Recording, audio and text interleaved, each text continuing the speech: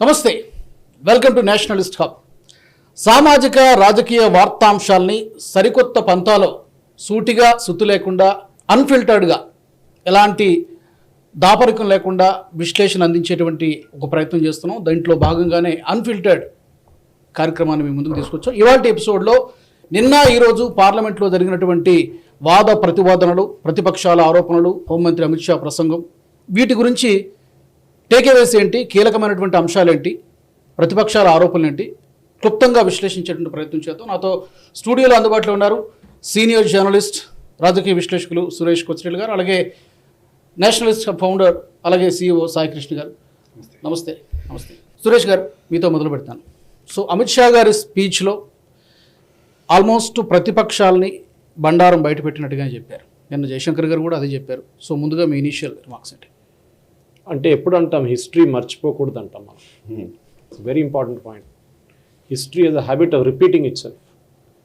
Those who forget history or condemned to repeat it అంటారు ఇంగ్లీష్లో. అది తెలుగులో మీరు దాన్ని అనువాదం చేసుకోవచ్చు. కానీ మోస్ట్ ఇంపార్టెంట్ ఏంటంటే డేట్ లైన్ తీసుకొచ్చారు. ఎందుకంటే కాంగ్రెస్ వాళ్ళు ఎప్పటి నుంచో చెప్పుకుంటూ వస్తున్న లాస్ట్ ఈ ఆపరేషన్ సింధూర్ తర్వాత మోదీ సరెండర్ చేశారు. తో క్లియర్గా 1948 నుంచి 71 దాకా మనం ఏమేమి చేసామని చెప్పి డేట్ లైన్తో సహా అమిత్ షా గారు చెప్పారు. మనందరికీ తెలుసు 68లో ఆ రోజు నెహ్రూ ఒక 2 రోజుల ముందు రియాక్ట్ అయి ఉంటే పిఓకే ఉండకపోతుండే. అప్పుడు మనకి ఈజీగా క్యాప్చర్ చేసుకుంటుండే, రీక్యాప్చర్ కాబట్టి. ఎందుకంటే ట్రైబల్స్ అని చెప్పారు వీళ్ళు, పాకిస్తాన్ వాళ్ళ ఆర్మీ యాక్చువల్లీ అది ఇర్రెగ్యులర్ ఆర్మీ. పాకిస్తాన్ కూడా ఆ టైంలో రెగ్యులర్ ఆర్మీ లేదు, ఎందుకంటే అప్పుడే పార్టీషన్ జరిగింది కదా. ఆ టైంలో మనం చేయలేదు, వీక్ మూమెంట్. అప్పుడు మీకు గుర్తుంటుంది, సర్దార్ పటేల్ గారు ఆర్డర్ ఇచ్చారు. జస్ట్ లైక్ హైదరాబాద్కి ఆపరేషన్ పోలో డిక్లేర్ చేసిన టైంలోనే సర్దార్ పటేల్ గారు ప్రెజర్ పెడితే దెన్ ఇమ్మీడియట్లీ ఇండియన్ ఆర్మీని పంపించారు అక్కడికి. సెకండ్ పాయింట్, దాని తర్వాత జరిగిన తప్పులన్నీ చెప్పుకుంటూ వచ్చారు. అది చైనీస్ వార్ ఉండొచ్చు, 64లో మనం చేసిన తప్పులు ఉండొచ్చు, 71లో మనం చేసిన తప్పులు ఉండొచ్చు. మనం అనుకుంటే 71లో ఇందిరాగాంధీ గారు పాకిస్తాన్ 2 ముక్కలు చేశారు, పెద్ద గెలుపు అనుకున్నాం మనం.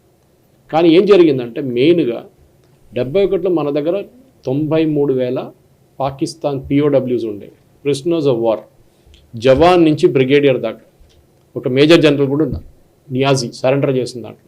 వాళ్ళు సరెండర్ చేసినప్పుడు ఈ 93,000 మంది పాకిస్తాన్ ఆర్మీది 42%. ఆలోచించి 42% పాకిస్తాన్ ఆర్మీ మన చేతిలో ఉన్నారు. ఆ రోజు మనం బార్గెన్ చేసి వీళ్ళని ఇడవాలంటే మాకు పిఓకే కావాలి, లేకుంటే మాకు ఏదైనా ఇంకా డిమాండ్ ఉంటే కర్తాపూర్ కారిడార్ కావాలి, ఇట్లేమైనా మనం డిమాండ్ చేసుకుంటే వాళ్ళు ఇస్తారు. ఏం చేయకుండా ఇందిరాగాంధీ గారు రిలీజ్ చేశారు వాళ్ళు. నెక్స్ట్ మన దగ్గర ఆ రోజు పిఓకే వైపు మన దగ్గర 15,000 కిలోమీటర్ మన దగ్గర స్క్వేర్ కిలోమీటర్ మన దగ్గర ఉండే, అది కూడా ఇచ్చేసింది ఇందిరాగాంధీ. మనద పైప్ నుంచి 238 POWs ఇంక్లూడింగ్ పైలట్స్ పాకిస్తాన్ కస్టడీలో ఉండే. పాకిస్తాన్ ఫస్ట్ డిక్లేర్ చేశారు వీళ్ళు మా దగ్గర, బికాజ్ జెనీవా కన్వెన్షన్ ప్రకారం you have to have declare POWs ఎవరున్నారని, వాళ్ళు ట్రీట్మెంట్ చేయడం అన్నీ ఏదైనా ఉండండి. కానీ ఈ 93,000 మందిని ఇచ్చిన తర్వాత ఈస్ట్ పాకిస్తాన్ వాళ్ళ చేతి నుంచి పోయిన తర్వాత వాళ్ళు దాని గురించి మాట్లాడలేదు మన దగ్గర. వాళ్ళు రిటర్న్ రాలేదు. అంటే చాలామంది తర్వాత వాళ్ళ ఫ్యామిలీస్కి లెటర్ కూడా రాస్తారు జైలు నుంచి, మేము పాకిస్తాన్ జైల్లో ఉన్నామని చెప్పేసి. అప్పుడు కూడా ఉన్న కాంగ్రెస్ గవర్నమెంట్ ఏం చేయలేదు. మనం ఈజీగా బార్గెన్ చేసుకుంటే అయిపోతుండే. ఇప్పుడు చెప్పండి ఎవరు వీక్ అని చెప్పండి. మన ఇందిరాగాంధీ తప్పు పట్టలేదు, ఆ టైంలో చేసిన తప్పు లేదండి. Haji Pir one of the commanding heights of Kashmir. Haji Pir కోసం మన ఐ థింక్ 150-160 మంది మన సోల్జర్స్ని కోల్పోయాం దాంట్లో. దాని తర్వాత కూడా అది హ్యాండ్ ఓవర్ చేసేస్తుంది. In fact the Gen army chief, I'm not exactly sure who it is, Cariappa గారు ఉన్నారా ఇంకెవరున్నారా, స్ట్రిక్ట్గా అపోజ్ చేశారు, చేయకూడదు. Haji Pir is a very important pass, height advantage ఉంది దానికి. అక్కడ దాని తర్వాత మన హాజీపీర్, సియాచిన్ కూడా మన చేతి నుంచి పోయింది, తర్వాత మనం సియాచిన్ పట్టుకున్నాం. హాజీపీర్ వైపు నుంచి మనకి కార్గిల్ వైపు కూడా మనకు తర్వాత జరిగిన యుద్ధాలు మనకు తెలిసింది. It was a major disaster. ఎందుకు ఇందిరాగాంధీ గారు రిటర్న్ ఇచ్చారు చెప్పండి, ఇది ప్రశ్న. ఇచ్చిందో లేదని కాదు, ఎందుకు 15,000 స్క్వేర్ కిలోమీటర్ రిటర్న్ ఇచ్చింది, ఎందుకు సిమ్లా అగ్రిమెంట్ సైన్ చేశారు, ఎందుకు టాష్కెంట్ అగ్రిమెంట్ సైన్ చేశారో అని చెప్పాల్సింది బాధ్యత కాంగ్రెస్ పార్టీది. ఫర్ ఎగ్జాంపుల్ సిమ్లా అగ్రిమెంట్లో ఏం సైన్ చేశారు, ఎందుకు భుట్టోతో వెళ్ళి సైన్ చేయాల్సి వచ్చింది ఆ టైంలో. మనం అడ్వాంటేజ్ మన దగ్గర ఉన్నప్పుడు why we have to go and surrender to Pakistan. Next Nehru టైంలో కూడా మనం చూసాం, చైనీస్ వార్ ఉన్నప్పుడు కూడా మన చాలా మట్టుకు మన అక్సై చిన్ మొత్తం మన దగ్గర నుంచి పోయింది వాళ్ళకి. వాళ్ళు ఎప్పుడూ అంగీకరించలేదు that Kashmir is a part of India అని చెప్పి. పాకిస్తాన్ పక్కన పెట్టండి, లద్దాఖ్ వాళ్ళ వైపు నుంచి Tibet is a part of the old Tibet extension, అటు అరుణాచల్ ప్రదేశ్, ఇటు this one is a Tibet. మనం ఆల్మోస్ట్ ఐ థింక్ 80 దాకా we never recognise Tibet as a country, as a part of China. Dalai Lama వచ్చి ఇక్కడ అసైలం తీసుకున్నందుకు తర్వాత కూడా మనం we never gave up the demand free Tibet అని చెప్పి మన క్యాంపెయిన్ నడిపిస్తుండే. ఇక్కడ చైనా నుంచి ఎవరైనా వస్తే వాళ్ళ మీద ప్రొటెస్ట్ చేయడం చాలా రెగ్యులర్ ఉండే ఢిల్లీలో. కానీ ఇప్పుడు టిబెటియన్స్ని మనం మర్చిపోయాం. చేసిన అన్నిటికంటే పెద్ద తప్పు, మనకు ఒక బఫర్ జోన్ ఉంటుండే, మనకి చైనాకి నడుమిట్లో ఒక బఫర్ జోన్ ఉంటుండే, but we gave it away. Historically చాలా తప్పులు చేశాం మనం. అదన్నీ పక్కన పెట్టి వీళ్ళొచ్చి మోదీకి ట్రంప్ ఫోన్ చేశారు, ట్రంప్ చెప్పారు అని చెప్పి హైపోథెటికల్లీ చూసుకున్నారు. రేపు ట్రంప్ చెప్తారు Modi is the greatest leader in the world అంటే అప్పుడు కాంగ్రెస్ వాళ్ళు అంటే కాదు మోడీ ఎట్లా అవుతాడు, ట్రంప్ పిచ్చోడని చెప్తారు. మన ఫారిన్ మినిస్టర్ స్టేట్మెంట్ ఇస్తున్నప్పుడు ఆయన మీద మీకు అసలు భరోసా లేకుండా మీరు ఎవరో ఫారిన్ లీడర్ చేసిన కామెంట్ తీసుకొని మీరు మాట్లాడుతున్నారు. ఇప్పుడు అదే వీడియోలు, చిదంబరం చేసిన వీడియోలు, పహల్గామ్ టెర్రరిస్ట్ అన్ని ఇండియన్స్ అని, మన మిగతా అఖిలేష్ యాదవ్ ఇచ్చిన స్పీచ్ కానివ్వండి, మిగతా అన్ని లీడర్లు, గౌరవ్ గొగోయ్ స్పీచ్ అన్నీ తీసుకొని పాకిస్తాన్ టెలివిజన్ పండుగ చేసుకుంటున్నారు. అక్కడ పోస్టర్ బాయ్ అయ్యాడు. పోస్టర్ బాయ్ కన్నా ఎక్కువ డ్యామేజ్ రాజు గారు, చాలా పెద్ద డ్యామేజ్. యాక్చువల్లీ మీరు అన్నట్టుగా సార్, నిజానికి కాంగ్రెస్ తప్పిదాలు తీస్తే హిమాలయన్ బ్లండర్స్ అనే ఒక పుస్తకం వచ్చింది. యాక్చువల్లీ నెహ్రూ గారి టైంలో హిమాలయన్ బ్లండర్స్ అనే ఒక బుక్ వచ్చింది. సో హిమాలయన్ బ్లండర్స్ ఎన్ని ఉన్నాయో అంతకు మించిన బ్లండర్స్ అప్పటి నుంచి ఇందిరాగాంధీ పీరియడ్లో, ఆ తర్వాత రాజీవ్ గాంధీ టైంలో, అండ్ ఈవెన్ మొన్నటి వరకు ఇప్పుడు ఈవెన్ యూపీఏ గవర్నమెంట్ జరుగుతూనే ఉన్నాయి. ఎందుకంటే మూమెంట్ మీరు నెహ్రూ గారిని చెప్పంగానే, నెహ్రూ గారు తప్పులను చెప్పంగానే నెహ్రూ ఐఐటి కట్టించాడు, నెహ్రూ ఐఐఎం చేయించాడు, Nehru Indian institute of science చేశాడు, నెహ్రూ హెచ్ఏఎల్ నెహ్రూ వచ్చే కన్నా ముందు హెచ్ఏఎల్ ఉంది. Before independence it was with one industrial group from India. నేను ఐఐటి ఢిల్లీకి అయిపోయినప్పుడు అక్కడ వెళ్ళి చూసాను ఎక్కడైనా నెహ్రూ పేరు ఉందని చూస్తే IIT Delhi foundation stone Soviet union పేరు ఉంది. They setup IIT Delhi. ఇప్పుడంటే స్థలం నేను ఇచ్చానంటారు కాబట్టి ఇప్పుడు డైలాగ్ అది ఉంటుంది కొత్త కాంగ్రెస్, మేము ల్యాండ్ ఇచ్చాం కదా, సో నెహ్రూ చేశాడని చెప్పేసి. చేసింది కరెక్ట్, కానీ he destroyed our economy. It's a different story, different debate. I think నాకు ఒకటి అనిపిస్తుంది సార్, నిజంగా please correct me if I'm wrong. Actually even Raju గారు కూడా ఇందాక మా పహల్గామ్ టెర్రర్ అటాక్స్ కి సంబంధించి ఫస్ట్ ఆఫ్ ఆల్ ఎవరైతే టెర్రరిస్ట్ దాడికి పాల్పడ్డారో ఆ టెర్రరిస్ట్లని న్యూట్రలైజ్ చేశారు, చంపేశారు. కరెక్ట్. సో అది పార్లమెంట్ సాక్షిగా అమిత్ షా ధృవీకరించారు, ప్రకటన చేశారు. రైట్, నిన్ననే జరిగింది అది. కరెక్ట్. నాకేమనిపిస్తుందంటే లాస్ట్ 2.5 months నుంచి, అంటే ఆ ఆపరేషన్ సింధూర్ మొదలు పెట్టినప్పటి నుంచి ఇప్పటి వరకు ఒకే చర్చ ఏంటంటే, ఫస్ట్ మొదలు పెట్టినప్పుడు పహల్గామ్ దాడి జరిగినప్పుడు ఇంటెలిజెన్స్ ఫెయిల్యూర్ అన్నారు. మోదీ ఏం చర్యలు తీసుకోవడా, ఇదేంటి అసలు చర్యలు తీసుకోవాలి, అది ఇది అని చెప్పి మాట్లాడారు. వన్స్ ఆపరేషన్ సింధూర్ అని అనౌన్స్ చేయగానే అసలు మనం తగ్గేదే లేదని చెప్పేసి మనం అటాక్స్ చేశాము, టెర్రరిస్ట్ స్థావరాలపైన దాడులు చేసిన తర్వాతనేమో ఇంకా అప్పుడు ఏం చేయాలో అర్థం కాని ఒక స్థితిలో ఉన్నప్పుడు డొనాల్డ్ ట్రంప్ వచ్చాడు, ఆయన ఆపేశాడు. సో సీజ్ ఫైర్ ప్రకటించాడు. అంటే డొనాల్డ్ ట్రంప్ కి ఈయన మోకరిల్లారు అని చెప్పేసి ఒకటి తీసుకొచ్చారు. నరేందర్ సరెండర్ అని చెప్పి దాన్ని ప్రచారం చేశారు. సో అప్పటి నుంచి కూడా ఏంటంటే సరెండర్ అయిపోయారు అని మాట్లాడుతున్నారు. ఇవాళ నాకు తెలిసి కావాలని, అంటే మోదీ గవర్నమెంట్ నుంచి కూడా మనం కూడా నేషనల్ రౌండప్ లో మాట్లాడుతున్నాం, చాలా డిస్కషన్స్ లో మాట్లాడుతున్నాం. ఈ 2 నెలలకు వెళ్ళి మోదీ గవర్నమెంట్ కూడా క్లియర్ గా చెప్పట్లేదా, ఇంకా నెరేటివ్స్ కరెక్ట్ గా తీసుకెళ్లట్లేదేమో అని అనిపించింది. కానీ పార్లమెంట్ సెషన్స్ నే వాళ్ళు వేదికగా చేసుకున్నారేమో అనిపిస్తోంది. సో పార్లమెంట్ సెషన్స్ లోనే వీళ్ళని ఎండగట్టాలి, పూర్తిగా డీటెయిల్స్ చెప్పాలి. ఈ లోపల ఎంపీలందరినీ డెలిగేషన్ ని బయటకు పంపించి వాళ్ళ చేత చెప్పించాలి. సో ఇట్స్ ఒక స్ట్రాటజిక్ స్ట్రోక్ గా అనిపిస్తుంది నాకు కదా. సాయి గారు మీరు చూసారు లేదో, ఈ డెలిగేషన్ వెళ్ళిన తరఫు నుంచి కాంగ్రెస్ లీడర్స్ ని ఎవరిని మాట్లాడనీయలేదు. మనీష్ తివారీ, అవును, శశి థరూర్ అండ్ మనీష్ తివారీ పార్లమెంట్ బయట ఇచ్చారు ఇవాళ. My silence is my words అని చెప్పేసి. అవును, శశి థరూర్ బాటలో మరొక కాంగ్రెస్ నాకు తెలిసి నెగటివ్ గా మాట్లాడకుండా ఉండడమే. ఫ్రీడమ్ ఆఫ్ ఎక్స్ప్రెషన్ మాటలు వీళ్ళు, ఈ రాహుల్ గాంధీ వాళ్ళు ఫ్రీడమ్ ఆఫ్ ఎక్స్ప్రెషన్ ఎక్కడ పోయిందండి? ఇప్పుడు మీ పార్టీ లీడర్స్ ని మీరు మాట్లాడనిస్తలేరు, ఎందుకంటే they are part of Modi's delegation, India's delegation. వీళ్ళ డైలాగ్ అది. సో ప్రాబ్లం ఎక్కడ వస్తుందంటే, పాకిస్తాన్ నెరేటివ్ విన్ అయిందని మనం ఎప్పుడో మాట్లాడుకున్నాం. వార్ మనం గెలిచాం, పాకిస్తాన్ నెరేటివ్ గెలిచింది. దాంట్లో చాలా మటుకు మన దగ్గర ఉన్న జయచంద్రులే ఇట్లా తయారవుతున్నారు. కరెక్ట్.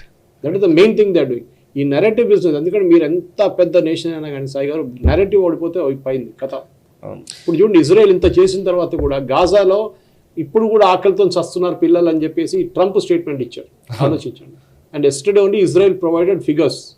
ఈ ఫోటోగ్రాఫర్స్ వచ్చేటప్పుడు మీకు గుర్తుంటుంది, మన గుజరాత్ రైట్స్ జరిగినప్పుడు ఒకడు హిందూ సైన్గా కట్టి ఒక టోపీ అంతా కట్టి, టోపీ కాదు ఒక ఇది కట్టేసి సాఫ్రన్ క్లాత్ కట్టి ఒక తల్వార్ పట్టుకొని అక్కడ నిలబడ్డాడు.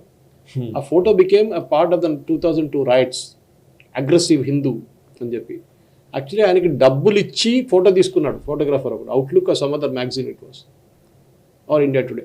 ఈ చేసిన వాళ్ళు ఇదే ప్రాబ్లం ఇక్కడ కూడా అవుతుంది. మీకు గుర్తుంటే సిరియా సంక్షోభం వచ్చినప్పుడు అక్కడ నుంచి చాలా మంది రెఫ్యూజీస్ వస్తున్న క్రమంలో మీకు గుర్తుండొచ్చు సార్, నాకు తెలిసి ఒక చిన్న పాప ఫోటో, ఒడ్డు కొట్టుకొచ్చిన ఒక పాప ఫోటో తీసుకొని అది ఈ రోజు యూరప్ మొత్తంలో రెఫ్యూజీస్ పెరగడానికి దట్ ఫోటో నిజానికి అది కరెక్ట్ ట్రిగర్ కదా. అప్పుడు రెఫ్యూజీస్ వస్తూ ఉన్నారు నీళ్లలో, పాపం అందులోనే మునిగిపోయి, పడవలో మునిగిపోయి ఒక చిన్న పాప ఒడ్డు కొట్టుకొచ్చింది అనే ఆ విజువల్. అంటే narratives, you are right sir, narratives problem ఎక్కడ వస్తుందంటే సాయి గారు, ఇప్పుడు ఎంతమంది డిబేట్లు చూస్తారు, కరెక్ట్. మీలాంటి నాలాంటి రాజు న్యూస్ ఉన్నప్పుడు మనం చూస్తాం, ఓకే, అది కూడా న్యూస్ క్లిక్ ఫోన్లో చూస్తుంటాం, లేకుంటే ల్యాప్టాప్లో చూస్తాం, టీవీ ఎక్కువ చూడరు మనం. వీళ్ళ డిబేట్లు కూడా, ఈ అమిత్ షా గారు ఇచ్చిన డిబేటు, ప్రియాంక వాద్రా మాట్లాడింది, వీళ్ళందరూ మాట్లాడిన ఈ డిబేట్స్ని తీసుకొని బీజేపీ వాళ్ళు ఒక ప్రాపర్ కమ్యూనికేషన్ వాడుకుంటే they can really smash them. Correct. కానీ చేయట్లేదు. ఆ నెరేటివ్ వార్లో ఎక్కడో కాస్త వెనకబడుతున్నారు. ఎంత పాయింట్ చెప్పారు చూడండి అమిత్ షా గారు. ఆయన నిన్న జయశంకర్ కోసం నిలబడి ఆయన కొట్లాడారు అమిత్ షా గారు. ఇక్కడ జయశంకర్ స్లైట్లీ సోఫిస్టికేటెడ్ మ్యాన్, ఆయన కొంచెం జెంటిల్మెన్గా మాట్లాడతారు. మన దగ్గర మొత్తం ఏక్ నంబర్గా కిలాడీలు ఉన్నారు అక్కడ పార్లమెంట్లో.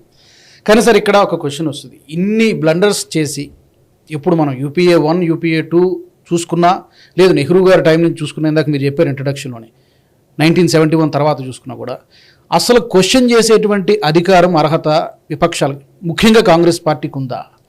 ఒక వర్డ్ ఎప్పుడు వాడతారు, ఇంటెలిజెన్స్ ఫెయిలియర్ అని.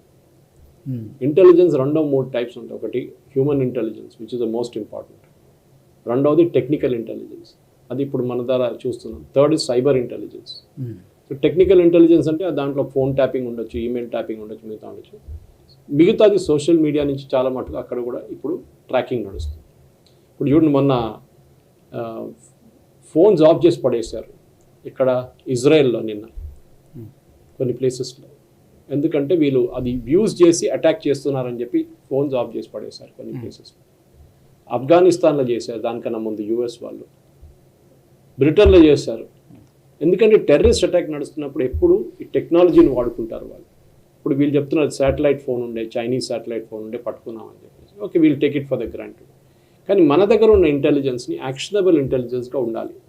హిచ్కాక్ చాలా మంచిగా చెప్పారు, వాట్ ఈస్ సస్పెన్స్ అని అడిగారు. Is the master of suspense. Suspense me definition ప్రకారం ఏముందంటే, ఒక థియేటర్లో ఒక బాంబు ఉంది, దట్ ఈస్ నాట్ సస్పెన్స్. ఒక థియేటర్లో ఒక బాంబు ఉంది, అది ఎప్పుడు పేలుతో నాకు తెలియదు, అది సస్పెన్స్. వీళ్ళు ఇంటెలిజెన్స్ అంటే ఏంటి, టెర్రరిస్ట్ తోటి దాడి చేస్తారు, ఇక్కడ దాడి చేస్తారు, ఏ ప్లేస్లో దాడి చేస్తారు, మన ఇంత పెద్ద దేశం మనది. ఇది మెయిన్ ప్రాబ్లం. మీకు గుర్తుంటుంది, ఇదే స్టూడియోలో ఆర్వీఎస్ మణి గారు వచ్చి 26/11 గురించి మాట్లాడినప్పుడు చెప్పారు, క్లియర్గా చెప్పారు ఆయన. చిదంబరం పార్లమెంట్లో ఇచ్చిన reply 10th of December Chidambaram పార్లమెంట్లో ఇచ్చిన రిప్లైలో, because he became the home minister after that, Shivraj Patil resign చేయాల్సి వచ్చింది, స్టేట్మెంట్లు ఇచ్చారు, we spotted the Pakistani boat in their waters, అంటే వాళ్ళ within their territorial waters మేము పాకిస్తాన్ ఆ బోట్ స్పాట్ చేసాము, దాని తర్వాత బోట్ కనిపించలేదు, మా నేవీ కూడా చూడలేదు, వీ గేవ్ ఇట్ అప్. అంటే ఇంటెలిజెన్స్ ఉండేనా మీ దగ్గర? మీరేం చేశారు? మళ్ళీ ఇంకొక మాట సాయి గారు మీకు గుర్తుంటే, అదే ఇంటర్వ్యూలో పాసిబ్లీ ఆ లింక్ మనం ఈ డిస్క్రిప్షన్ పెట్టాల్సింది, మహారాష్ట్రలో అడిషనల్ చీఫ్ సెక్రటరీ లెవెల్లో ఉన్న హోమ్ మినిస్ట్రీ ఆఫీషియల్ ఒక లేడీ, ఆమెకి ఢిల్లీ నుంచి ఇంటెలిజెన్స్ రిపోర్ట్ వెళ్ళింది దట్ ముంబైలో ఒక పెద్ద టెర్రరిస్ట్ అటాక్ జరగవచ్చు. సెంట్రల్ గవర్నమెంట్ ఏం చేయలేదు ఆ టైంలో, ఎన్ఎస్జీ ఏం వాడుకోలేదు వీళ్ళు. మహారాష్ట్ర పోలీస్ని ఇన్ఫామ్ చేశారు, ఈ లేడీ ఈ రిపోర్ట్ మహారాష్ట్ర పోలీస్ కూడా సర్క్యులేట్ చేశారు, కానీ 26/11 జరిగింది. ఇప్పుడు చెప్పండి ఎవరు తప్పు? సో ఇక్కడ కూడా పట్టుకోవచ్చు కదా intelligence fail. You had intelligence, 2 intelligence, ఒకటి బోట్, నెక్స్ట్ టెక్నికల్ ఇంటెలిజెన్స్ మీద ఉండే దాడి జరగబోతుంది అని, అండ్ మీరు బిలీవ్ చేయరు, ఆర్విఎస్ మణి గారి పుస్తకంలో ఉంది. ఆ రోజు ఇక్కడ మాట్లాడిన మన స్టూడియోలో, this lady was present inside Taj లోపల అటాక్ జరుగుతున్నప్పుడు 7:30కి ఈ lady was there inside Taj. Sir ఇంత ఓపెన్గా ప్రూఫ్స్ ఉన్నప్పుడు ఎందుకు యాక్షన్ తీసుకోలేదు అంటే ఈ 11 సంవత్సరాల్లో దానికి ఏమైనా లాజిక్ ఉంటుందా? లాజిక్ ఏముంటుంది అంటే, ఇప్పుడు చిదంబరం గారు చెప్పినట్లు అయిపోతుంది లాస్ట్లో, మనోళ్ళే చేపించారని చెప్తారు లాస్ట్లో. లక్కీలీ ఆ రోజు కసద్ యాక్చువల్లీ 26/11 అటాక్స్ జరిగిన తర్వాత ఫస్ట్ యాక్చువల్లీ పాకిస్తాన్ని దీని నుంచి పక్కకు తప్పించే ప్రయత్నం జరిగింది. That is more dangerous sign. Pakistan పాత్రే లేదు ఇందులో అన్నట్టుగా చూపించడం కోసం హిందూ టెర్రరిజం అనే మాటను తీసుకొచ్చారు. దట్స్ వాట్ ఆర్విఎస్ మణి గారు ఇంటర్వ్యూలో కూడా చెప్పింది అదే. యాక్చువల్లీ వారి పుస్తకం కూడా అదే, హిందూ టెర్రరిజం, సాఫ్రాన్ టెర్రరిజం తోటే ఈ ముంబై అటాక్ జరిగిందని. ఆ కసబ్ చేతికి కాశీతాడులు వాళ్ళందరికి ఎట్లా అంటే ఈ ఉంటాయి కదా కాశీతాడులు కొంతమంది పెట్టుకున్న సందర్భాలు ఉన్నాయన్నమాట. ఎందుకంటే కావాలనే దీన్ని ఒక హిందూ టెర్రరిజం ప్లాన్ గా దాన్ని మార్చే ఒక ప్రయత్నం చేశారు. అండ్ ఇంటెలిజెన్స్ ఫెయిల్యూర్ అంటే సార్ నిజంగా మీరు తహవూర్ రానా ఇవాళ మనం ఎక్స్ట్రాడేట్ చేసి తీసుకొచ్చాం. తహవూర్ రానా అందులో కీలక పాత్రధారి. అండ్ అటు డేవిడ్ హెడ్లీ, వీళ్ళందరూ వచ్చి ఫోటోలు తీసుకొని పోయారు. ఇంత జరుగుతూ ఉంటే అసలు ఎవరికి ఇంటెలిజెన్స్ తెలియదు. తాజ్ లో ఉన్నారు వాళ్ళు, ఫోటోలు రెక్కీలు వీటన్నిటిని మళ్ళీ బయట పంపించారు. తాజ్ లో 2 రోజులు ఉండేళ్ళారు, ఎగ్జిబిషన్ ఆర్గనైజ్ చేశారు తాజ్ లో. అండ్ యాక్చువల్లీ వాళ్ళు నిన్న జయశంకర్ గారు మాట్లాడింది అదే. జయశంకర్ గారు ఇప్పుడు ఈ కాంగ్రెస్ లేదా ఈ విపక్షాలందరూ వీళ్ళందరూ కూడా ఆపరేషన్ సింధూర్ ఎందుకు ఆపేశారు, సీజ్ ఫైర్ ఎందుకు చేశారు అని మాట్లాడుతున్నారు. అసలు ఫస్ట్ పాయింట్ ఏంటంటే, అప్పుడు 26/11 అటాక్ జరిగిన తర్వాత అప్పటి ఎన్ఎస్ఏ ఒక పుస్తకంలో ఆయన రాసిన మాటని కోట్ చేశారు. ఆయన పార్లమెంట్ లో ఏమన్నారంటే, ఆయన ఎన్ఎస్ఏ అప్పటి నేషనల్ సెక్యూరిటీ అడ్వైజర్ చెప్పిన మాట ఏంటంటే, 26/11 అటాక్ జరిగిన తర్వాత అప్పటి యూపీఏ ప్రభుత్వ పాలసీ ఏంటంటే, అసలు ఈ టైంలో మనము యాక్షన్లోకి దిగడం కాదు, మిలిటరీ యాక్షన్ ఇంకోటి చేయడం కాదు, చర్చల ద్వారా దీనికి పరిష్కారం తెచ్చుకోవాలి అనేది వాళ్ళు అప్పుడు నిర్ణయించారు అని. అండ్ ఈవెన్ తర్వాత డిస్కషన్ చేశారు పాకిస్తాన్ తో, వీళ్ళిద్దరు డైలాగ్ జరిగింది, క్లీన్ చిట్ ఇచ్చారు పాకిస్తాన్, క్లీన్ చిట్ ఇచ్చారు. అండ్ అందులో ఆయన కోట్ చేశారు సార్ నిన్న. ఆయన అన్నమాట ఏంటంటే, 2 దేశాల మధ్య ఒక ఒప్పందం మీద సంతకం పెట్టుకున్నారంట. కరెక్ట్. అప్పుడు పాకిస్తాన్ ప్రధాని ఇక్కడ ఏం ఒప్పందము అని అంటే, టెర్రరిస్ట్ ప్రభావిత దేశాలు 2, పాకిస్తాన్ భారత్ 2 టెర్రరిస్ట్ ప్రభావిత దేశాలు అని. ఆలోచించండి ఎంత అన్యాయం ఇది. మనం హైఫినేషన్ అంటాం ఇప్పుడు. హైఫినేషన్ డెఫినేషన్ చెప్తాం. యుఎస్ భారతదేశాన్ని పాకిస్తాన్ హైఫినేట్ చేసిందని. అవును, మీరేం చేశారండి? కరెక్ట్, మీరు అఫీషియల్ గా సంతకం పెట్టుకున్నారు. అఫీషియల్ పాకిస్తాన్ భారత్ ఒకటే అని మనం అఫీషియల్ సంతకం పెట్టినాం కదా. అండ్ దట్టు పాకిస్తాన్ ఉగ్రవాద దేశము, వాళ్ళు వచ్చి ఉగ్రవాద దాడి చేశారు, వాడితోటి చర్చలేంటి? ఆ చర్చల్లో 2 పాకిస్తాన్ ఉగ్రవాదానికి బలవుతున్న దేశాలు అని చెప్పి ఒప్పుకోవడం ఏంటి? ఇదా పాలసీ అసలు? కానీ సాయి గారు యాక్చువల్గా ఎంత అన్యాయం చేశారు ఇది అసలు. ఇప్పుడే కాదు సాయి గారు, యాక్చువల్గా అప్పుడే కాదు, ఇప్పుడు కూడా పాకిస్తాన్కి క్లీన్ చిట్ ఇచ్చేటువంటి ప్రయత్నమో లేకపోతే పాకిస్తాన్తో టోన్ ఈక్వల్గా చేస్తున్నారు. చిదంబరం గారు కానీ, ఎగ్జాక్ట్లీ, ఈవెన్ ప్రియాంక గాంధీ గారు కానీ, గౌరవ్ అఖిలేష్ యాదవ్ కానీ, వీళ్ళందరూ పాకిస్తాన్ కి ఫేవర్ గా అన్నారు. మనం మాట్లాడుకున్నాం ఇదివరకు సార్, నేషనల్ రౌండప్ లో మాట్లాడాం గొగోయ్ గారి గురించి. తను పాకిస్తాన్ కి వెళ్ళాడు, తన వైఫ్ పాకిస్తాన్ లో వర్క్ చేస్తుంది, డినైడ్. హిమంత బిశ్వ శర్మ అలిగేషన్ చేసినప్పుడు, because Gaurav Gogoi's wife is not a born Indian, foreigner. ఆమె అక్కడ వెళ్ళి ఒక ఇంటర్నేషనల్ ప్రాజెక్ట్ లో పనిచేస్తుంది పాకిస్తాన్ లో. ఇనిషియల్లీ వీళ్ళు యాక్సెప్ట్ చేయలేదు. తర్వాత గౌరవ్ గొగోయ్ యాక్సెప్టెడ్ దట్ నేను కూడా 1 సంవత్సరం అక్కడ ఉన్నానని చెప్పేసి. అవును, ఇప్పుడు అమిత్ షా అన్నారు, గొగోయ్ మీరు వెళ్ళారు కదా పాకిస్తాన్ కి, ఎన్నిసార్లు వెళ్ళొచ్చారు, పోయి డైరెక్ట్ గా బార్డర్ లో వెళ్ళొచ్చారు కదా. సెప్టెంబర్ లో ఎవరు అంటే అసలు కాంగ్రెస్ కురువృద్ధుల్లో ఒకడైనటువంటి తరుణ్ గొగోయ్ కొడుకు. అదే తరుణ్ గొగోయ్ కోసమే కదా హిమంత బిశ్వ శర్మని బయటకు పంపించింది, అంతే కదా సార్? అదే ఆ కోపం. సెప్టెంబర్ కల్లా అసలు నిజాలు తీస్తా ఉన్నారు కదా హిమంత బిశ్వ శర్మ. సెప్టెంబర్ కల్లా మొత్తం బయటకు తీస్తా అని చెప్పారు. యాక్చువల్లీ ద ఎంటైర్ సిచ్యువేషన్ ఎట్లా అయిపోయిందండి సాయి గారు, స్పీచ్లు చూడండి. చిదంబరం ఈ టైంలో ఎట్లాంటి స్టేట్మెంట్ ఇవ్వడం ఎందుకు, అది కూడా ఎక్కడికి ఇచ్చారు? క్విట్ లాంటి publication, which is the leftist Chinese control publication. వాళ్ళు కూడా చిదంబరం అంటున్నారు ఎవరో ఎడిట్ చేసి వేశారని. నాకైతే నార్మల్ సెన్స్ చూసినప్పుడు క్యాన్వాలో కూడా ప్లేస్ చేసి చూసిన ఎక్కడ ఎడిటింగ్ కనిపించట్లేదు మేడం. ఇట్లా I may be wrong, somebody can technically check it up. మీరు డినై చేశారా? డినై కూడా చేయట్లేదు, టెక్నికలీ ఎడిట్ చేశారని చెప్తున్నారు. పాకిస్తాన్కి మీరు క్లీన్ చిట్ ఇస్తున్నారు, వాళ్ళ టెలివిజన్ ఛానల్లో ఆడుకుంటున్నారు. ఆల్రెడీ రాహుల్ గాంధీ అక్కడ అన్నిటికంటే ఫేవరెట్ లీడర్ ఆఫ్ పాకిస్తాన్ అని చెప్పి ఎవరో నిన్న చెప్పారు. ఎల్ఓపి కాదు ఆయన, leader of Pakistan, leader of opposition కాదు ఇండియాలో అని చెప్పేసి. So this is the problem. వీళ్ళు ఇక్కడ కూర్చొని పాకిస్తాన్ పాట పాడుతున్నారు ఇండియాలో. And I think Amit Shah గారి డిఫెన్స్ నిన్న కానీ ఇవాళ కానీ ఎప్పుడెప్పుడు ఇంటర్వెన్షన్ చేయాల్సి వచ్చింది చేశారు. మోదీ గారికి ఇప్పుడు నాకు ఎప్పుడు అమిత్ షా గారు లేకుండా మోదీ గారు ఏం చేస్తారు? ఎప్పుడు నాకు అనిపించేది పార్లమెంట్ కంప్లీట్ కంట్రోల్ చేస్తుంది అమిత్ షాకు. కరెక్ట్. మీరు చూస్తుంటారు మోదీ గారు అప్పుడప్పుడు వస్తుంటారు, పోతూ ఈజ్ ప్రైమ్ మినిస్టర్, ఆయనకు 10 పనులు ఉంటుంది ఆయనకి. అమిత్ షా గారు కంట్రోల్ చేస్తున్నారు విత్ ఫ్యాక్ట్స్, ఫిగర్స్, ఎవ్రీథింగ్ అక్కడ పార్లమెంట్లో. ఆఫ్ కోర్స్ జయశంకర్ గారు మాట్లాడారు, కొంత లీడర్స్ మాట్లాడారు, కానీ అనురాగ్ ఠాకూర్ లాంటి వాళ్ళు.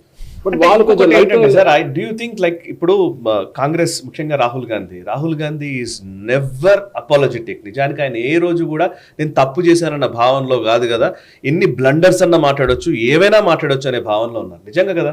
ఇప్పుడు ఆక్స్ఫర్డ్ యూనివర్సిటీలో పోయి కూర్చొని భారత్ మీరు ఇంటర్వ్యూ కావాలి, అమెరికా ఇంటర్వ్యూ కావాలి, మా దేశంలో డెమోక్రసీ చచ్చిపోతుంది అని చెప్పి మాట్లాడారు. నేను చూసుకుంటాను, పెహల్గామ్ లో జరిగిన అటాక్ లో వాళ్ళ బార్డర్ టౌన్ లో జరిగిన చనిపోయిన వాళ్ళ కోసం వాళ్ళ పిల్లల్ని నేను చూసుకుంటాను, నేను అడాప్ట్ అంటాను. ముర్షిదాబాద్ ఎందుకు చేయలేదండి? అక్కడ హిందువులు చనిపోలేదా? అక్కడ వాళ్ళ పిల్లలు ఎక్కడున్నారు? వాళ్ళు ఒక్క మాట లేదు రాహుల్ గాంధీ దగ్గర నుంచి, ఎందుకంటే వాళ్ళ ఓట్ బ్యాంక్ వాళ్ళు చంపారు వచ్చి. ఈ హిట్ అండ్ రన్ అనే బాపతు వ్యాఖ్యలు సార్ ఇవి. అంటే ప్రతిసారి హిట్ చేయడము, గోల్ పోస్ట్ మారుస్తున్నారు కదా. సో నేను అదే అంటున్నాను, మిమ్మల్ని అడిగేది బేసికల్లీ ఇప్పుడు నిజంగా అమిత్ షా ఇవాళ మాట్లాడిన స్పీచ్ నిజానికి ఇది ఆపరేషన్ సింధూర్కి ఒక సమగ్రమైనటువంటి కౌంటర్. నిజానికి ఒక రకమైన ఆపరేషన్ సింధూర్ అటు పాకిస్తాన్ మీద చేసినట్టు ఇటు విపక్షం మీద చేశారు ఈయన, ఒక రకంగా చెప్పాలంటే. ఇంకోవైపు జయశంకర్ ఇంటర్నేషనల్ అఫైర్స్ విషయంలో చాలా స్పష్టంగా డొనాల్డ్ ట్రంప్ పాత్ర లేనే లేదు అని చాలా స్పష్టంగా తేల్చి చెప్పారు. వాళ్ళిద్దరు మాట్లాడితే సరిపోదు, కానీ ఇది ఇప్పుడు మీరు అన్నట్టుగా హిట్ జాబ్, ఇటువైపు ఏమో హిట్ అండ్ రన్ అన్నట్టుగా వీళ్ళు పోతూ ఉన్నప్పుడు ఇది సరిపోతుందా పార్లమెంట్ స్పీచ్, లేదా ఇంకా ఏమైనా జరగాల్సింది ఉందా? ప్రజల్లో ఏముంది సార్, ఇప్పుడు రిజర్వేషన్స్ అన్నారనుకోండి, ముస్లిం ఈ రిజర్వేషన్లు ఎత్తేస్తారట అనగానే దాన్ని పెద్దగా వైరల్ చేసినటువంటి ఎకో సిస్టమ్ అటువైపు ఉంది. ఇక్కడ ఎకో సిస్టమ్ ఉందా? సాయి గారు, ఈ ప్రాబ్లం రాహుల్ గాంధీ ఎక్కడ వస్తుందంటే ఆయన మ్యాన్ ఫర్ సీజన్స్. ఆయన ఒక సీజన్లో జనోదారి అయిపోతారు, ఇంకో సీజన్లో టోపీ వేసుకొని దర్గాలో కూర్చుంటారు, మూడో సీజన్లో కన్యాకుమారిలో ఫాదర్తోనే ఉంటాడు. ఆయనకి ఏ సీజన్ ఉంటే ఆ సీజన్ చేస్తారు. మరి భారత్ జోడో యాత్ర అంటారు. ఇది అన్నిటికీ ఆయన ఒక ఫ్లేవర్ ఆఫ్ ద సీజన్ ఉంది. అంటే ఒక ప్రోడక్ట్ మార్కెటింగ్ చేస్తున్నప్పుడు మీరు ఆ ప్రోడక్ట్ని ఒక్కొక్క సీజన్లో ఒక్కొక్కలాగా వాడతారు. ఒకసారి డిస్కౌంట్ ఇస్తారు, ఒకసారి దాని ప్రైస్ పెంచుతారు, ఒకసారి దాని టేస్ట్ గురించి మాట్లాడతారు. రాహుల్ గాంధీ ఇదే.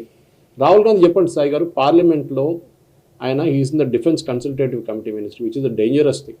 ఎందుకంటే చాలా సీక్రెట్స్ అంటే డిస్కస్ చేస్తారు. కన్సల్టేటివ్ 22-24 మంది ఎంపీలు ఉంటారు దాంట్లో, రాజ్యసభ అండ్ లోక్సభ. రాహుల్ గాంధీ ఇప్పుడు దాకా జరిగిన 10 మీటింగ్లలో, ప్రజెంట్ లోక్సభ 10 మీటింగ్లో 2 అటెండ్ చేశారు. పూర్ రికార్డ్ కదా. ఆలోచించండి, మీరు హెచ్ఏఎల్ గురించి మాట్లాడుతున్నారు, ఎందుకంటే చాలా డీటెయిల్ ప్రజెంటేషన్స్ ఉంటుంది సాయి గారు, చాలా డీటెయిల్గా మాట్లాడతారు. బయట ఎవరికి తెలియదు, ఎందుకంటే they are all sworn to secrecy. ఈయన చైనాకి వెళ్ళి చెప్తాడు రేపు పని ఏం చేస్తున్నా అని చెప్పేసి. మీరు ఆలోచించండి, అదే అమిత్ షా గారు అన్నారు, రాజ్నాథ్ సింగ్ గారు అన్నారు, వాళ్ళ వైపు నుంచి ఎన్ని ప్లేన్లు పోయినాయో, వాళ్ళ ఎన్ని ఎయిర్క్రాఫ్ట్ ఎవాక్స్ డ్యామేజ్ అయిందో, వాళ్ళ ఎన్ని ఎయిర్పోర్ట్లు పోయినాయో అదే అడగట్లేదు రాహుల్ గాంధీ. ఇవాళ దాకా అడగలేదు, మనదన్నీ పోయినాయి అంతే.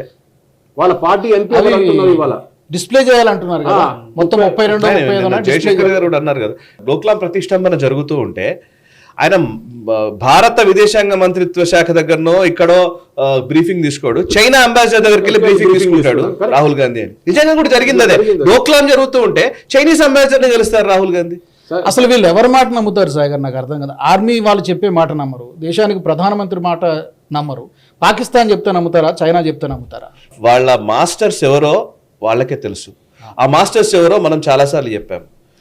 వాళ్ళ మాస్టర్స్ చాలా మంది ఉన్నారు, జార్జ్ సోరోస్లు ఉన్నారు, లేకపోతే చైనీస్ పెద్ద పెద్ద వాళ్ళు ఉంటారు. ఆ Sam Pitroda one of the part అంతే. జార్జ్ సోరోస్ ఉన్నారు. There are so many strings. Rahul Gandhi character చూస్తే కూడా మీకు చాలా క్లియర్గా కనిపిస్తుంది. ఒక స్టేబుల్ ఫ్యాక్టర్ ఉండదు, ఎప్పుడు మారుతూనే ఉంటారు గేమ్లో. ఒకసారి మోదీ గారి గురించి ఒకటి చెప్తారు, దాన్ని అది విత్డ్రా చేసుకుంటారు. ఇదే రాహుల్ గాంధీ అండ్ వాళ్ళ కాంగ్రెస్ పార్టీ ఫార్మర్ ఆ టైంలో ఉన్న ఆర్మీ చీఫ్ని సడక్క గుండా అని పిలిచారు. మీకు మనందరూ ఎప్పుడు మర్చిపోకూడదు.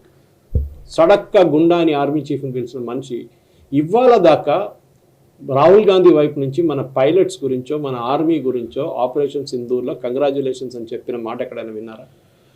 వీళ్ళు డౌట్ ఎందుకు చేస్తున్నారంటే, ఎన్ని ప్లేన్లు పోయాయంటే మన పైలట్స్కి కేపబిలిటీ లేదు.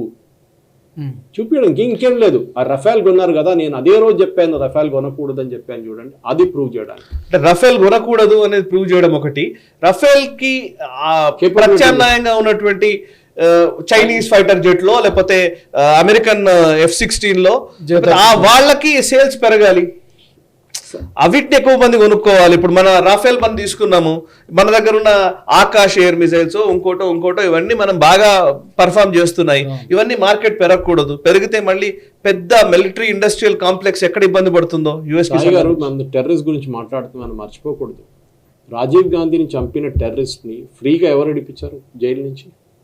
అవును, you just answer. Sherlock Holmes ఎప్పుడు అడుగుతారు, హూ బెనిఫిట్స్ ఫ్రమ్ దిస్? వాళ్ళు జైల్లో ఉంటే రేపు వీళ్ళకు ఎవరికి ప్రాబ్లం ఉంటుంది, వాళ్ళు జైలు నుంచి బయటికి వస్తే ఎవరికి అడ్వాంటేజ్ ఉంటుంది, చాలా క్లియర్గా నల్ని ఉండని. ఇవాళ యాక్చువల్లీ అమిత్ షా ఒక మాట అన్నారు ఇవాళ. యాక్చువల్లీ పొద్దున్న లేచి నేను బ్రేక్ఫాస్ట్ చేస్తున్నప్పుడు ఒక వీడియో ఇంటర్వ్యూ చూశాను, సల్మాన్ ఖుర్షీద్ పాత ఇంటర్వ్యూ. సల్మాన్ ఖుర్షీద్ అని కాంగ్రెస్ సీనియర్ నాయకుడు ఇంటర్వ్యూ చూశాను. ఆయన బాట్లా హౌస్ ఎన్కౌంటర్ చేశారు. యాక్చువల్లీ చనిపోయిన ఉగ్రవాదులు కొంతమంది టెర్రరిస్టులు చంపారు. చంపినప్పుడు వాళ్ళు చనిపోయినందుకు సోనియా గాంధీ కన్నీరు పెట్టుకుంది అని చెప్పేసి. టెర్రరిస్టులు చచ్చిపోతే కన్నీరు పెట్టుకున్న సోనియా గాంధీ ఆపరేషన్ సింధూర్ గురించి మాట్లాడతారు. నేను ఈవెన్ చైనా గురించి మాట్లాడుతున్నాడు సాయి గారు. అమిత్ షా గారు చాలా బాగా స్టేట్మెంట్ ఇచ్చారు ఈ countering Gaurav Gogoi. 38,000 square kilometer అంటే ఒక హర్యానా సైజు ఒక ఏరియా చైనాకి ఇచ్చేసాం. అక్షయ్ చీన్ అంతా మనంతా పక్కన అక్కడ పోయాం, లే లదాఖ్ చూసాం. అక్కడ ఏం లేదు, correct. Not even blade of grass grows there అని చెప్పి నెహ్రూ ఇచ్చేసారు. ఇన్ఫ్రాస్ట్రక్చర్ డెవలప్ చేయకూడదు, ఏం లేదు అక్కడ. అది యాంటనీ స్టేట్మెంట్. రోడ్ వేస్తే చైనా వాళ్ళు యూజ్ చేస్తారంట, లేకుంటే చైనా వాళ్ళు కోపపడతారంట. మనం రోడ్ వేస్తే వాళ్ళ కోపం. కానీ సార్ ఒకటి ఇక్కడ ఏంటంటే, ఒక వ్యక్తి మీద కోపమో లేకపోతే ఒక పార్టీ మీద అయిష్టత తోటి వ్యతిరేకించాలి. మనం అపోజిషన్లో ఉన్నాం కాబట్టి వాళ్ళు ఏం చేసినా వ్యతిరేకించాలనేటువంటి ఒక యాటిట్యూడ్తో వెళ్తున్నారా, లేదంటే నిజంగానే డెలిబరేట్గానా పాకిస్తాన్ తోటి ఆ ఎజెండాతో ఇక్కడ పనిచేస్తున్నారు? కేవలం మోదీ గారి మీద కోపంతో ఇదంతా చేస్తున్నారు, ఆయన దిగిపోవాలి లేకపోతే బీజేపీ గవర్నమెంట్ ఉండకూడదు? అమిత్ షా గారి మీద వీళ్ళు అటాక్ ఎప్పుడైనా చేసి చూసారా మీరు? మేబీ తక్కువ. ఎందుకంటే అమిత్ షా బాడీ లాంగ్వేజ్, అమిత్ షా ఎట్లా ఇస్తారంటే బాక్సర్ లాగా, నువ్వు కొట్టావో నేను 30 కొడతాను నేను. ఓకే, మోదీ గారు సాఫ్ట్ అయిపోయారు, అది ప్రాబ్లం. అంతేనా? మోదీ గారు మాటల్లోనే ఆయన మొత్తం హ్యాండిల్ చేసుకుంటారు. లాస్ట్ అన్ని చేయలేడు కూడా, అన్ని అనలేడు కూడా, బికాజ్ ప్రైమ్ మినిస్టర్ కాబట్టి ఒక లిమిట్ ఉంటుంది ఆయనకి. Amit Shah is also cabinet minister, కానీ ఆయనకున్న ప్రైమ్ మినిస్టర్ అంత రెస్పాన్సిబిలిటీ ఆయనకు లేదు, ఫ్రీడమ్ కొంచెం ఎక్కువ ఉంది వాళ్ళకి. దానికోసం అమిత్ షా బాడీ లాంగ్వేజ్ చూడండి, పార్లమెంట్లో అగ్రెసివ్గా మాట్లాడతారు. వేరే మోదీ గారు వచ్చినప్పుడు చాలా సాఫ్ట్గా మాట్లాడతారు. నేను మార్క్ మై వర్డ్స్ రాసిస్తాను స్టాంప్ పేపర్లో, మోదీ గారు డిబేట్కి వచ్చి రిప్లై చేయడం మొదలు పెడుతుంది, ఇవాళ ఉండొచ్చు రేపు ఉండొచ్చు, 7 o'clock మేబీ ఉండొచ్చు. సో ఆ టైంలో ఆయన్ని మాట్లాడినయ్యారు కాంగ్రెస్ వాళ్ళు. చూసుకోండి, అడుగుతున్నారు కానీ మోదీ ఆకే బాత్ కర్నా పార్లమెంట్, మోదీ ఆకే. కానీ ఆ మోదీ గారు వచ్చిన టైంలో వీళ్ళు గొడవ చేస్తారు, లాస్ట్లో వాకౌట్ చేస్తారు. ఇది వీళ్ళ స్ట్రాటజీ. నేను చెప్తున్నాను కదా, వీ షుడ్ కౌంటర్ ఎట్లా ఉండాలంటే సజెషన్ బీజేపీకి ఇవ్వాలి. పార్లమెంట్లో స్పీకర్ కూడా ½ అన్ అవర్ రాహుల్ గాంధీ మాట్లాడతారు, ½ అన్ అవర్ మోదీ గారు మాట్లాడతారు, ½ అన్ అవర్ రాహుల్ గాంధీ మాట్లాడతారు, ½ అన్ అవర్ మోదీ గారు. ఈయన డిస్టర్బ్ చేస్తే రాహుల్ గాంధీని కూడా మాట్లాడనివ్వకూడదు కథ. అప్పుడు గేమ్ తెలిసిపోతుంది. వీళ్ళు రాహుల్ గాంధీ మాట్లాడుతూ అందరూ సైలెంట్గా ఉంటారు, వింటారు. మోదీ గారు మాట్లాడినారు. మెయిన్ ఫ్యాక్టర్ ఇస్ ఇంటర్నేషనల్ డిప్లొమసీలో నిన్న జయశంకర్ గారు చాలా మంచిగా చెప్పారు. అది there are many things you cannot talk about. ఏం బ్యాక్లో ఏం జరిగింది, బిహైండ్ ద సీన్స్ ఏం జరిగిందని ఎప్పుడు బయటకు వచ్చి మాట్లాడరు. అది డిప్లొమసీది. అది మీరు అన్నీ మాట్లాడితే మళ్ళీ ఏం ఉండదు. For example Indian air force ఒక పర్టికులర్ స్ట్రాటజీ యూజ్ చేశారు రఫేల్ది. వాళ్ళు చాలా రోజులు మాట్లాడలేదు. లాస్ట్లో విసుక్కొచ్చి పాకిస్తాన్ వాళ్ళు మేము రఫేల్ కొట్టి ఇక్కడ రాహుల్ గాంధీ కూడా మొదలు పెట్టాడు అదే భజన. Then they to tell we used a decoy. ఆ డికాయ్ అనేది రఫేల్కి ఒక స్పెషల్ ఎఫెక్ట్. అది that is it mimics the signal of the original aircraft. దాని వెనకనే ఒక చిన్న ఎయిర్క్రాఫ్ట్ లాగా ఉంటుంది. ఆ ఎయిర్క్రాఫ్ట్ ఒక ఫైబర్ ఆప్టిక్ కేబుల్తో కనెక్టెడ్ ఉంది రఫేల్కి. రఫేల్లో నడుస్తున్న కాన్వర్జేషన్ అంతా దీంట్లో కూడా వస్తుంది. ఎవరైనా దీన్ని రాడార్లో ట్రాక్ చేసినప్పుడు they will track this as an aircraft. And దాని మీద పాకిస్తాన్ దాడి చేశారు, మేము 6 రఫేల్ కొట్టేస్తామని చెప్తారు. దీన్ని కొట్టారు మన వాళ్ళు. ఎయిర్ ఫోర్స్ వాళ్ళు చెప్పకుండా చాలా రోజులు దాన్ని సీక్రెట్గా ఉంచుకున్నారు, కానీ లాస్ట్ చెప్పాల్సి వచ్చింది. The problem now is next war ఎప్పుడని చెప్తే we cannot use this now. ఈ స్ట్రాటజీ యూజ్ చేయలేము, బికాజ్ వాళ్ళకి తెలిసిపోయింది వాళ్ళకి. దానికోసం మనం మళ్ళీ అదే అంటున్నాం. ఈవెన్ ఎయిర్ ఫోర్స్ ఆ రోజు బ్రీఫింగ్ కూడా ఎయిర్ వైస్ మార్షల్ భారతి అన్నారు ఇదే మాట, that there are some things I cannot speak on. చెప్పలేదు. పాకిస్తాన్ యురేనియం ఫెసిలిటీ కొట్టారా, యురేనియం ఫెసిలిటీ ఉందా నాకు తెలియదే అన్నారు. That is what it is. మీరు అన్నీ నేను చెప్పాలి, మీ పార్లమెంట్లో వచ్చి మొత్తం చెప్పండి, ఏం జరిగింది అని చెప్పండి. అరే why should I talk about where my nuclear assets is? మేము ఏం చేసాం, వార్ స్ట్రాటజీ అది. మీరు వార్ స్ట్రాటజీ మొత్తం తీసుకెళ్ళి పాకిస్తాన్కి ఇస్తారా, చైనాకి ఇస్తారా? అదే వాళ్ళ ఇంటెన్షన్ లాగా అనిపిస్తుంది. మీరు కావాలంటే పార్లమెంట్లో ఒక సెలెక్ట్ గ్రూప్ తయారు చేయండి, వాళ్ళకి బ్రీఫింగ్ ఇస్తారు, ఆర్మీ వాళ్ళు, ఎయిర్ ఫోర్స్ వాళ్ళు వచ్చి. అదొద్దు, మాకు పార్లమెంట్లో లైవ్గా చెప్పాలి, మొత్తం చైనాకి పాకిస్తాన్కి అందరికి తెలియదు మనం ఏం చేసామని చెప్పేసి. ఇది ప్రాబ్లం అన్నమాట. Rahul Gandhi wants to do this. Correct. Okay Sai గారు, యాక్చువల్గా ఫైనల్లీ ప్రభుత్వాన్ని తిట్టేటువంటి నెపంతో ప్రమాదకరమైనటువంటి సంకేతం ఏంటంటే ఆర్మీని, ఎయిర్ ఫోర్స్ని, నేవీని, వాళ్ళ ధైర్య సాహసాలని, ఆత్మస్థైర్యాన్ని తక్కువ చేసేలా మాట్లాడడం అనేది నాకు తెలిసి ఏ దేశంలోనూ జరగదేమో. ఆ దరిద్రం మన దగ్గర ఉన్నట్టు అనిపిస్తుంది. మల్లికార్జున ఖర్గే అంటాడు ఇదేం పెద్ద యుద్ధం కాదంటాడు ఆపరేషన్ సింధూర్. నేషనల్ విక్టరీ కదా, ప్రభుత్వాన్ని పొగడొద్దు, మీరు సైన్యాన్ని పొగడొచ్చు కదా. మీరు ఆ మాత్రం విచక్షణ జ్ఞానం కూడా లేదా కాంగ్రెస్ పార్టీ లీడర్స్కి? నాకు అర్థం కాదు. అంటే అదే వాళ్ళకు అలవాటుగా మారిపోయింది. ఇప్పుడు ఆ ప్రాబ్లం ఏంటంటే దేశభక్తి ఇదేదో మోదీ గారికి సంబంధించింది. ఇప్పుడు భారత్ మాతాకి జై అన్నాం అనుకోండి, భారత్ మాతాకి జై అంటే అది బీజేపీ స్లోగన్ అవుతుందేమో అనుకుని వీళ్ళు అసలు భారత్ మాతాకి జై అనడం ఆపేస్తారు. జై శ్రీరామ్ అన్నారు అనుకోండి, అది బీజేపీ స్లోగన్ అయిపోయింది. సో పాయింట్ ఏంటంటే హిందూత్వ ఒకరు బేసికల్లీ అపోనెంట్స్ ఒక్కొక్కరికి ఒక డిఎన్ఏ ఉంటుంది. మీరు నేను ఇద్దరం వేరే వేరే పార్టీల్లో ఉన్నారనుకోండి, మీ ఆలోచన ధోరణి ఒకటి ఉండొచ్చు, నా ఆలోచన ధోరణి ఒకటి ఉండొచ్చు, రెండు ఐడియాలజీస్ వేరు కావచ్చు. కానీ అట్ ద సేమ్ టైం మన ఇద్దరి ఇక్కడ వర్క్ చేస్తున్నాం అనేది సేమ్ కదా. పొలిటికల్ పార్టీ నడుపుతున్నాం అనుకోండి, ప్రజల దగ్గరికి వెళ్ళేది, ప్రజలు హర్షిస్తారా దీన్ని? అందుకే కదా అమిత్ షా గారు అన్నది అదే, వీళ్ళు అందుకోసమే అక్కడ ఉన్నారు, మేము ఇక్కడ ఉన్నాము, ఇంకో 20 ఏళ్ళ వరకు కూడా వాడు అక్కడే ఉంటారు ప్రతిపక్షాల్లోనే, వీళ్ళకి అది అర్థం కావట్లేదు అన్నది Amit Shah. So main problem అదేంటంటే సాయి గారు, రాహుల్ గాంధీ కానీ కాంగ్రెస్ పార్టీకి భయం ఏంటంటే మోదీ గారికి క్రెడిట్ ఇవ్వకూడదు. దానికోసం ఇంకెవరిని చెప్పట్లేదు, వాళ్ళు ఓన్లీ మోదీ మీద టార్గెట్ చేస్తున్నారు. అవును, మోదీ గారికి క్రెడిట్ వస్తే మోదీ గారు 3వ టర్మ్ కూడా గెలుస్తారు అని భయం ఉంది. ఆ క్రెడిట్ రాకూడదు. ఆపరేషన్ సింధూర్ జరిగింది మోదీ గారు చేపించారని కూడా చెప్పొచ్చు రేపు వచ్చి. చూడండి, ఆ నెరేటివ్ మారిపోతుంది. ఇప్పుడు ఆల్రెడీ మోదీ గారు సైన్యానికి సారీ అంటే ఇక్కడ ఏంటంటే మేజర్ గా నరేంద్ర మోదీ అనే ఒక వ్యక్తి ఒక పెద్ద స్టాల్ వాట్ ఫిగర్ అయిపోయారు, ఆయన పెద్ద టాలెస్ట్ లీడర్ అయిపోయారు ఆయన. సో ఇట్లాంటి టైంలో ఇప్పుడు నువ్వు ఏది మాట్లాడినా ఆయనకి లాభమే. ఇప్పుడు మీరు డిబేట్ చేయలేరు. ఇప్పుడు నిజానికి ఇష్యూ వైజ్ డిబేట్ చేద్దామంటే స్కామ్లు ఎక్కడ కనబడట్లేదు. ఏదన్నా ఇష్యూలో ఏదన్నా మాట్లాడదామా అంటే దాని మీద నిజంగా వీళ్ళు ఇంకా 10 విషయాలు చెప్తారు. మీ టైంలో ఏముండే, మా టైంలో ఏం చేసాము. ఐఐటీలు అన్నారు అనుకోండి, మీరు ఎన్ని పెట్టారు, మేము ఎన్ని పెట్టాము. హాస్పిటల్ అన్నారు అనుకోండి, మీరు ఎన్ని చేశారు, మేము ఎన్ని చేసాము. ఇన్ఫ్రాస్ట్రక్చర్ అని అనుకోండి, మీ టైంలో ఏం జరిగింది, మా టైంలో ఏం జరిగింది. మీకు లిటరల్గా తెలిసిపోతుంది. డిబేట్ చేయలేని పరిస్థితి. సో ఇప్పుడు ఏం చేయొచ్చు, ఎదుటి వాళ్ళని వాళ్ళ చరిష్మా ఎక్కడైతే ఉందో దాన్ని కొట్టాలి. అంటే మోదీ అంటే ఏంటి, దేశభక్తి కలిగిన వాడు. సో ఈయన ఎక్కడో కాంప్రమైజ్ అయ్యాడు అని అంటే దాన్ని కొంచెం లీక్ చేయొచ్చు. ఇక్కడ ఈయన కరప్షన్ చేయని వాడు అన్నప్పుడు అదాని అంబానీ ముందుకు తీసుకొస్తే ఆయన కరప్షన్ ని కొట్టొచ్చు. సో లేని మరకల్ని అంటించి ఒక ఎలక్షన్స్ టైం కొట్టేస్తే అయిపోతుంది. మొన్న 2024లో అది కొంచెం రుచి తెలిసింది. అంటే నాకు అనిపిస్తుంది ఏంటంటే రిజర్వేషన్స్ అనే ఒక చిన్న మాటను పెట్టుకుని ఒక 20 సీట్ల మీద ఇంపాక్ట్ చేయగలిగారు. సో అంటే అబద్ధమైన నిజమైన వాట్ ఎవర్ ఇట్ మేబీ ఆ టైంలో తీసుకుపోయే ఒక నేరేటివ్ ఉంటుంది చూసారు, ఆ నేరేటివ్ మీద ఫోకస్ చేయడమే బెటర్. లేకపోతే మనం నిజంగా సబ్జెక్ట్లోకి వస్తే కష్టం అవుతుందని భావిస్తున్నారేమో, నాకు తెలియదు. అది హర్యానా ఎలక్షన్లో ఆ ఫోబియా కరెక్ట్ చేసుకున్నారా సాయి గారు? హర్యానాలో క్యాస్ట్ అన్నిటికంటే పెద్ద ఫ్యాక్టర్ ఉండే. కరెక్ట్, గెలుస్తారని రాసి ఇచ్చేసారు కాంగ్రెస్కి. మరి ఎట్లా మార్చింది గేమ్? వీళ్ళకి భయం అదే. ఈ ఆపరేషన్ సింధూర్ వీళ్ళు పాకిస్తాన్ కాలు పట్టుకుంటారు పోయి రాహుల్ గాంధీ కావాలంటే. ప్లీజ్ 2029 కన్నా ముందు మీరు ఏం చేయకండి. ఎలక్షన్ చేశారంటే మళ్ళీ గుర్తుంటుంది, ఉరి చేసినప్పుడు, పహల్గాం చేసినప్పుడు మోదీ గారు చేయించారని చెప్పి సత్యపాల్ మాలిక్ వీళ్ళందరూ కలిసి అన్నారు. Don't be surprise, same dialogue మళ్ళీ రాబోతుంది. అఖిలేష్ యాదవ్ అంటున్నారు కదా ఆల్రెడీ, ఇది పహల్గాం చేయించింది, టైమింగ్ ఆఫ్ ది ఇప్పుడే ఎందుకు జరిగింది అని అడుగుతున్నారు. అంటే ఎలక్షన్ ముందు జరిగితే అప్పుడు అడుగుతారు, ఇప్పుడు ఎందుకు జరిగింది. అదే అన్నిటికీ టైం ఉంటుందా?